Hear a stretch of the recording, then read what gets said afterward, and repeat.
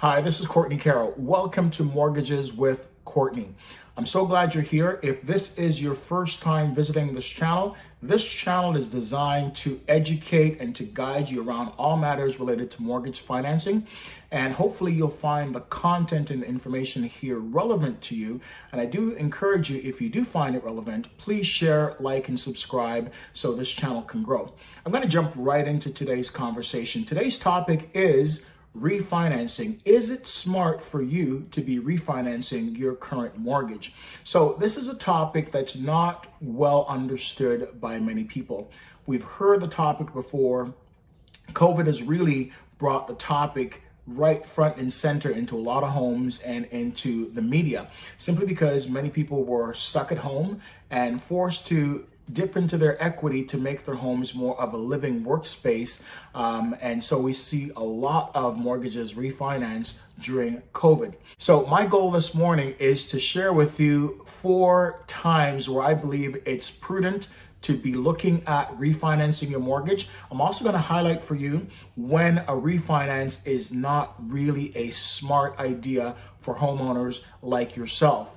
So let me first start off by explaining to you what a refinancing is. So to put it simply, refinancing simply means this. Let's assume that I've got a loan with Bank A. I have $300,000 owed on a mortgage to Bank A, and Bank A is charging me 3.5% interest.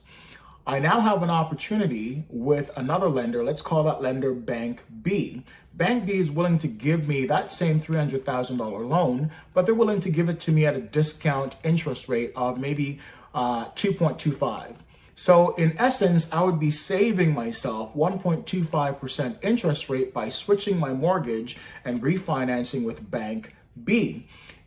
When you take a look at that, I'm taking that same $300,000 that I owe. Bank B is going to give me that money to pay off Bank A. I no longer have a debt obligation with Bank A, and Bank B now owns my first charge mortgage. I'm now paying them 2.25% interest on that loan. So that's really what a refinance is.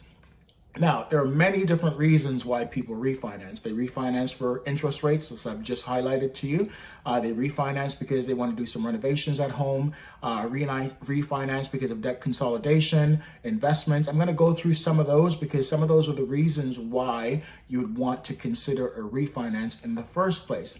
So that's what a refinance is. So let's dive into point number 1. And these are the 4 reasons why I would consider refinancing. And if you're looking at a refinance, see whether or not any of these 4 fall within, what you're considering to do. So point number 1, debt consolidation. Debt consolidation is probably one of the most frequent reasons why individuals refinance their homes. And basically what it is bringing all of your charges, all your debt obligations under one umbrella, wrapping it into your first charge mortgage. So for example, you've got a credit card balance, and that credit card is have an interest rate of 20% or 25% in some instances. You've got a student loan, you've got a car payment, and maybe you've got a private mortgage. All these things are weighing heavily on your monthly carrying costs. So aside from just paying your mortgage, you may have a debt load of $15, $20, or $2,000 in additional expenses with all your other debts. So by consolidating them, by bringing them together under the umbrella of a mortgage, you're reducing your monthly carrying costs, which allows you to have increased cash flow. You can use that cash flow to either pay a portion of that towards the new mortgage, bringing down the expense of carrying that mortgage over time, okay? This is what a debt consolidation is. It is to give you more cash flow to relieve the pressure, the financial pressure that you are under. I'll give you an example of how this works. I recently worked with a client. This client had some unfortunate situations that occurred in his life.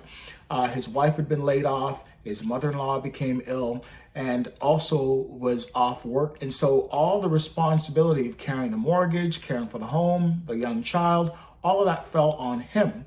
And this became exhausting for him. He racked up his credit cards, found himself in extreme debt, that also pulled his credit score down. So for him, it was overwhelming. He had his mortgage obligations, and then he's had car payments, credit card payments, and so forth. When I sat with him, we did the analysis of what refinancing would do for him and what it would be able to save him on a monthly. And we're able to save him about $1,500 by refinancing his mortgage. Now, we did it for a 1-year period because in that way, we're able to restore his credit, and he's able then to go back at the end of this year to get a first charge mortgage because his credit score will be high enough and his ratios will fall in line with where the banks will be willing to give him a AAA mortgage. So this is one of the reasons that you would want to consider refinancing your home. If your debt loads are just too high and it's weighing you down, it's causing undue stress, and you've got equity in your home, this would be one of the reasons that I would recommend you contemplate or consider refinancing. So that's point number 1. The second reason to consider refinancing is if the discount that you're getting on the new mortgage is anywhere between 1% to 2%. So for example, in the first scenario I shared with you, if you are paying right now 3.5% on your mortgage and you have the ability to get an interest rate of 2% or 2.25, anywhere around that, you might be in a good position that discount is going to save you money in the long run. And it may take a little while to break even. Maybe it takes you 18 months to break even. Break even means, there's going to be closing costs associated with any new mortgage. And so if the cost that you're saving per month covers the closing costs in 18 months or 2 years, and you plan to stay in that unit or that house for 5 years and longer, then it would be worth your while to make sure that you go for this refinancing. So all of this requires some number crunching, but most people will switch, or a lot of people consider switching because they're looking for a lower rate of interest. Again, the lower rate of interest means you're going to save money over the course of your loan, and it's also going to relieve some of the burden on you on a monthly basis. So simply by switching and going from a 3.5 to a 2.25, you may be able to reduce your monthly obligations by $100, $150, $200. So depending on the size of the mortgage. So for a lot of individuals, this is significant savings that over time they can deploy elsewhere. They can either use that money to pay down extra on the new mortgage, or use that to save for vacation or for some item that is of importance to them. So this is the second reason why individuals look and consider to refinance, because the interest rate that they're able to get now is significantly lower, greater than 1%, than what they're currently paying. And I would say if it's not greater than 1%, you would really want to do the number crunching to see if it would be worth your while switching. Anything between 1.5 and 2, you're probably in a good position to say, I'm going to make money over time, and that would be a good reason for you to switch and refinance that mortgage. Reason number 3 for considering a refinance is this: to renovate your home, either for creating a more optimal living space, living workspace, or to increase the value of your home if you're looking to downsize or simply to sell and upsize. So during COVID, a lot of people were forced to work from home. And working from home in many cases meant working at the kitchen table, because most homes did not have a home office of sorts. So people were looking at this as, okay, this might be a good time to renovate because I need a work home space, and money is cheap right now. Interest rates are low. This allows me to tap into my equity to renovate my home, to make it exactly the space that I want it to be, with possibly an office space, possibly renovating the basement for the kids, or renovating the den as a study for the kids. So there were different reasons why individuals were looking at renovating, but most important during the COVID crisis was the fact that interest rates had gone down, house prices were going up, and instead of moving, a lot of people said, you know what, it makes sense to stay where I am right now, but utilize some of the money that's in my home to make my house the space that I've always wanted it to be by borrowing at a lower interest and fixing my home. So We don't know what's going to happen come the fall. We're going into the second year of dealing with the COVID crisis, and many people are resigned to staying at home and doing most of their work from home. Yes, they're going to be going back to the office, but there'll still be a lot of individuals working from home some days of the week. And so we've seen a huge uptick in renovations at home and a need for refinancing one's home. So that would be the third reason. And it's really been utilized a lot, as I said, in this year and the year past. The fourth reason for considering refinancing your home is simply this: to purchase additional assets. If you're sitting on a lot of money, a lot of equity in your home, it is not really working at its maximum for you. If you understand anything about money, we understand that those who have money find a way to have money working for them. So what do I mean by that? Let's say you've got $700,000. That's the value of your home, and you're sitting on $200,000 owed to the bank. There's $500,000 there available to you. Not actually 500, because we can refinance up to a maximum of 80%, depending on the location of the home, depending on the condition of the home. But let's say you've got access to an additional 300,000.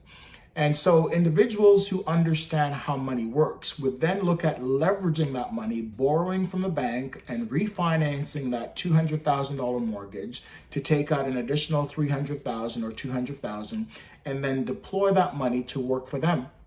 Whether it's starting up a new business, we saw a lot of new businesses spawn during COVID, or possibly looking at investments in the stock market. Now, I would not advise you to put your money into the stock market, because it is a field and it's an area of investment that is really hard to understand, and we are simply victims to the cycle of the market. But what a lot of individuals will do is they'll put that money into a second investment property when it comes to real estate.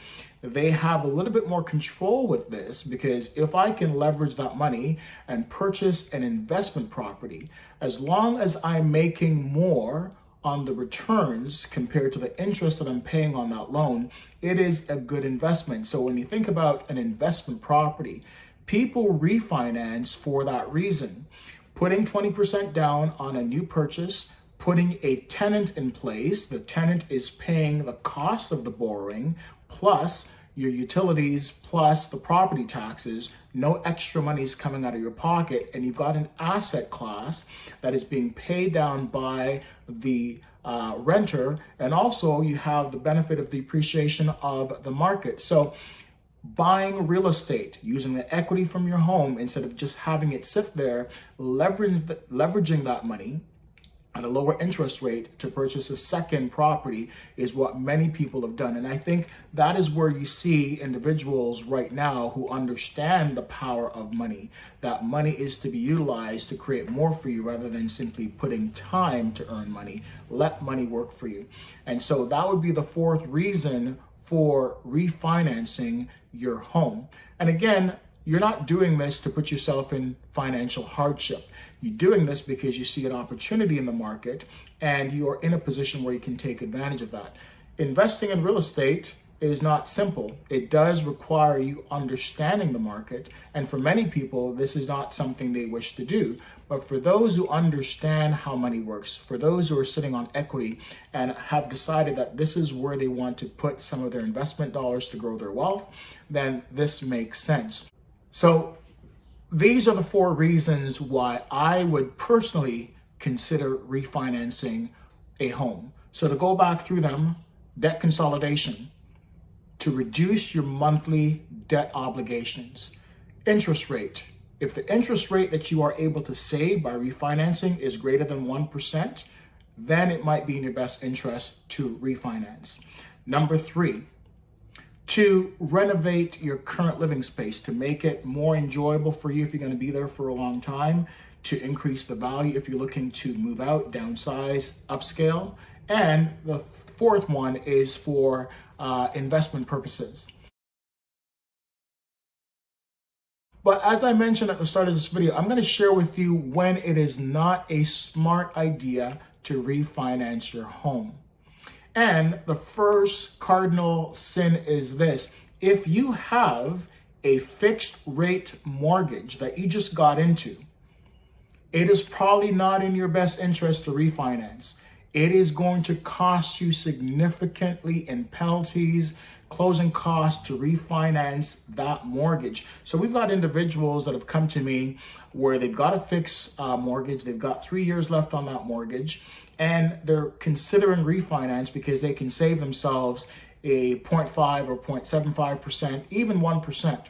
When you run the numbers and you look at the extreme cost of breaking a fixed rate mortgage with your lender, it is not a wise idea.